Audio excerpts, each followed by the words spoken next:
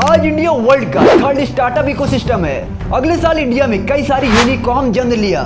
हमारा startup building space इतना ज्यादा था कि ब्रिटेन, जर्मनी जैसे डेवलप्ड कंट्री भी पीछे रह गई। लेकिन आज ये सब बदल चुका है। 100% में से 18% प्रॉफिटेबल यूनिकॉर्न है। सारी कंपनी हैवी लॉसेस फेस कर रही है। बिकॉज ऑफ लॉस ओला ने 21,000 एम्प्लॉयज को निकाल दिया और वहीं अनअकैडमी ने 1150 एम्प्लॉयज को निकाल दिया और वहीं व्हाइट हार्ट जूनियर ने 1450 एम्प्लॉयज को निकाल दिया। एक्सपर्ट का कहना है अगले 5 सालों में 90% स्टार्टअप पूरी तरह से बंद हो जाएंगे। आखिर इंडियन स्टार्टअप के साथ ऐसा क्या हुआ जिसकी वजह से Indian startup ecosystem 180 degree Newton ले लिया।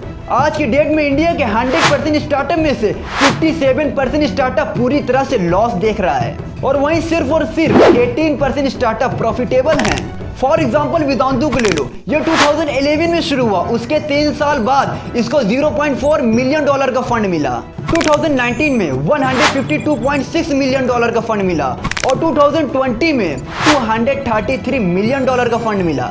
इतना फंड मिलने के बाद ये यूनिकॉर्न तो बन चुकी, लेकिन आज $762 मिलियन का लॉस फेस कर रही है।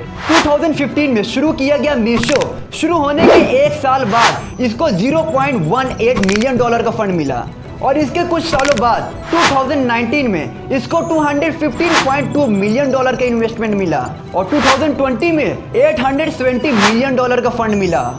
ये भी यूनिकॉर्न बन गई, लेकिन इसकी भी हालात वेदांतु जैसे हो गई। आज ही $628 मिलियन का लॉस फेस कर रहा है। और इसके साथ साथ अनअकैडमी की बात कर लेते हैं। अनअकैडमी आज $1.9 बिलियन का लॉस देख रही है। ये सारे डेटा से हमको समझ में आ गया कि इंडियन स्टार्टअप खतरे में पड़ सकता है। 2021 में स्टार्टअप इकोसिस्टम कोई पार्टी से कम नहीं था, क्योंकि इस साल स्टार्टअप इकोसिस्टम को $38.5 बिलियन का फंड मिला। ये सिंगल ईयर 2020 से 3.8 टाइम ज़्यादा था और वहीं चाइना से 1.3 से 2 टाइम ज़्यादा था। ये सारे स्टार्टअप को बेशुमार इन्वेस्टमेंट मिल रही थी, तो ये अपने बेसिक ऑपरेशन पर ज़्यादा खर्च करने लगे और इसको बोलते हैं कैश बर्न। कैश बर्न का सीधा एग्जाम्पल भारत पे कंपनी है। इसको अशनीर ग्रोवर और शाश्वत नागरानी ने मार्च 2018 में शुरू किया था। कंपनी को बहुत ही जल्द $14.5 मिलियन का फंड मिल गया। ये इन्वेस्टमेंट कंपनी शुरू होने के 10 महीने बाद मिल गई। उसके बाद $50 मिलियन का फंड मिला। उसके बाद कई सारे फंड मिलते जा रहे थे। उसके बाद 2021 में $370 मिलियन मिलने के बाद इसकी वैल्यूएशन $2.85 बिलियन हो चुकी थी। भारत इंडिया का 19वां यूनिकॉर्न स्टार्टअप बन गया।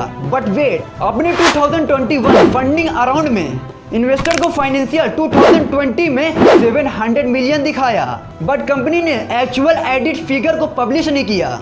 और जब इस पर इंट्रैकर इंजीनियर ने रिसर्च की और उसके सामने रिवेन्यू और एक्सपेंडिचर फिगर सामने आया और जब इनके और ओरिजिनल फिगर को मिलाया गया तब 99% का डिफरेंट आ रहा था। ओरिजिनल 2020 में भारत पे 6 करोड़ अर्न करने के लिए 229.1 करोड़ का स्पेंड किया। 2019 में 23 करोड़ स्पेंड करके 0 अचीव किया।